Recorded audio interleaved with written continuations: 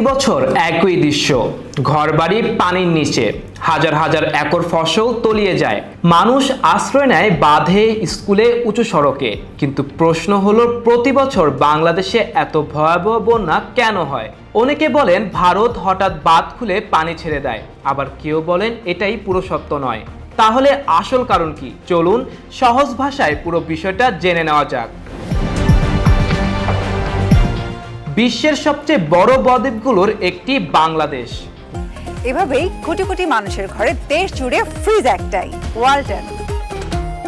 গঙ্গা, ব্রহ্মপুত্র ও মেঘনা সহ প্রায় 700 নদীর এই দেশের উপর দিয়ে প্রবাহিত হচ্ছে। আর এসব নদীর বড় অংশের উৎস বাংলাদেশ নয়, উজানে রয়েছে ভারত, নেপাল ও ভুটান। বর্ষাকালে এসব দেশে ভারী বৃষ্টি হলে বিপুল পরিমাণ পানি খুব অল্প সময়ের মধ্যেই বাংলাদেশে নেমে আসে। তার উপর বাংলাদেশের অধিকাংশ এলাকাই নিচু, ফলে সেই পানি দ্রুত সরে যেতে পারে না। এতেই তৈরি হয় ভয়াবহ বন্যা।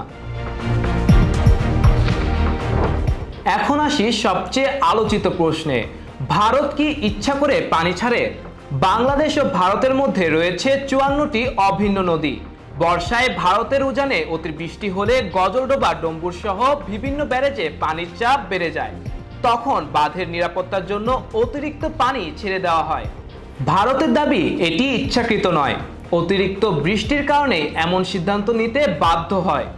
তবে বাংলাদেশের অভিযোগ, অনেক সময় আগাম তথ্য না পাওয়ায় সীমান্তবর্তী এলাকার মানুষ প্রস্তুতি নেওয়ার সুযোগ পান না, ফলে ক্ষয়ক্ষতি আরও বেড়ে যায়।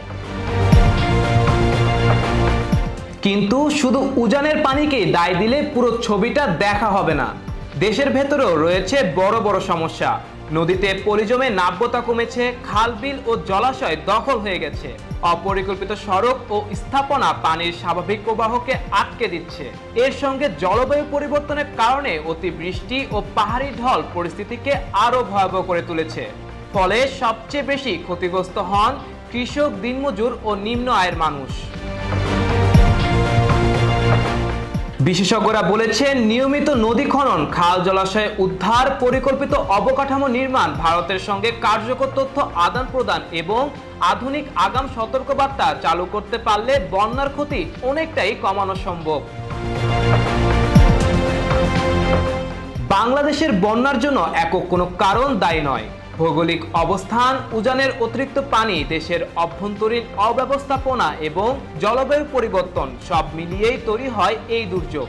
প্রশ্ন হলো, আমরা কি শুধু বন্যার জন্য অপেক্ষা করব নাকি আগেই প্রস্তুতি নেব?